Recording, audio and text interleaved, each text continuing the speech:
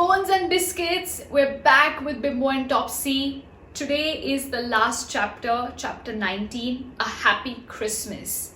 I am so excited to see what kind of gifts, what is in those stockings, what are these animals going to get?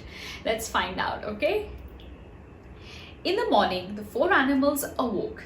Topsy woke first and put her head out of the basket. She sniffed hard. She could smell a lovely smell. Looks like the first gift is here. Ooh, it's a Christmas morning. She woofed in Bimbo's ear. Bimbo woke up with a jump. What about our stockings, he said. Did Santa Claus come in the night? I didn't hear him. Look, cried Bobs, waking up too. Our stockings are grand full. I can smell bones. And I can smell sardines, cried Cozy. All the animals got out of their baskets and sniffed around the exciting stockings. A new collar for me, barked Bobs, dragging out one in delight. Just look at it, brass studs all the way around. My word, I shall look grand. I wish I had a tie to go with it like men wear. Imagine Bobs wearing a tie around his collar. I think he looked very, very smart indeed. A rubber bone for me, woofed Topsy, and she took the bone from her stockings and tried to chew it. But the more she chewed at the bone, the less she seemed to eat of it. Most peculiar. That's a bone that'll last you for years, said Bobs with a grin. It's all chew and no taste. Give me a real bone any day. A fine new ball for me, mewed Bimbo, rolling a lovely red ball over onto the floor. Come and play with me, Topsy. Throw it into the air and make it bounce. What about my new rug, said Cozy, dragging a knitted rug into her basket and lying down on it. Now this is what I call a really fine present. I shall be able to lie on it and keep myself warm.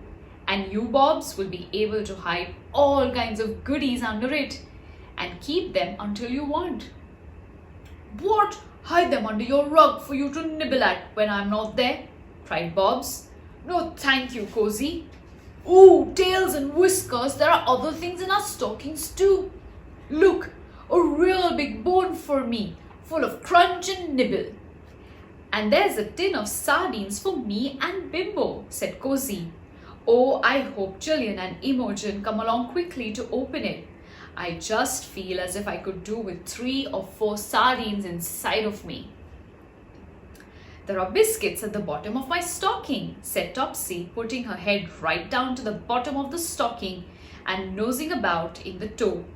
Biscuits, big ones and little ones. I'll give you each one if you like.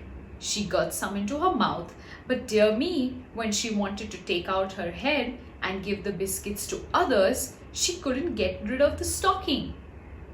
It stuck fast over her head, and Topsy ran out of the room in the stocking. The others did laugh. Oh, remember when Bimbo's head was stuck in the jug? I bet it was a similar situation. Then in came Jillian and Imogen.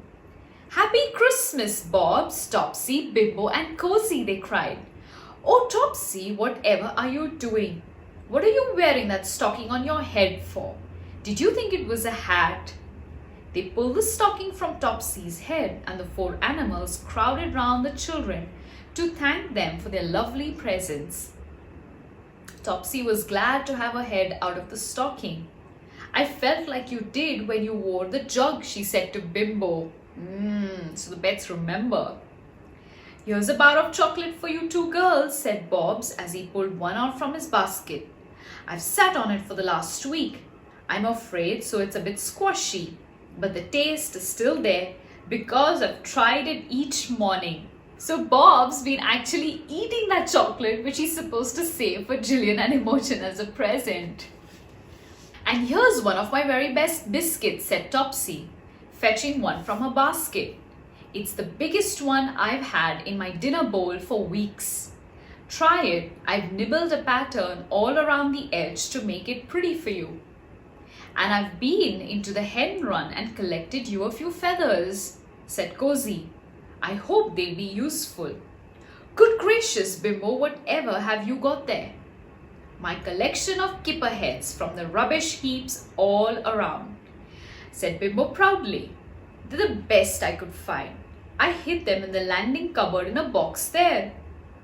Gosh, these pets had saved up all of their findings so that they could give a Christmas gift to both Jillian and Imogen. How very thoughtful of them. I think these are the sweetest pets, right? Gracious, that was what made that awful smell, I suppose, said Jillian.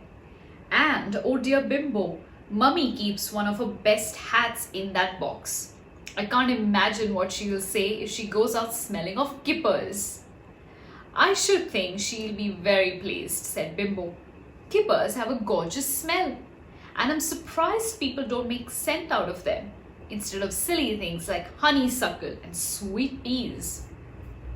Well, thank you all very much, said Jillian. You've given us lovely presents. Now let's all go get breakfast and we'll show you the presents we had too. So off they all went, Bob's wearing his new collar, Topsy carrying her rubber bone for another long chew. Cozy had to leave a rug behind, but Bimbo rolled his ball all the way to the dining room. The sardines were open, and Cozy and Bimbo shared them with the dogs. Delicious, they all said, and licked their whiskers clean. They had a lovely Christmas and even had a better taste of the great big turkey. They had a special supper that evening of biscuits soaked in turkey gravy, and then, full of good things, they all went to their baskets to sleep. They curled up together, put their noses between their paws, and dreamed of lovely dreams of sardines, bones, collars, and balls. And there we will leave them, dreaming happily, a contented family of 4. Happy days to all of them, and especially to dear old Bimbo and Topsy. Well, guess what, kids? Although we're at the end of this book and we finished reading all the chapters, there's a little surprise for all of you out there. Here's a little letter from Topsy. So, shall we read it and see what Topsy has to say?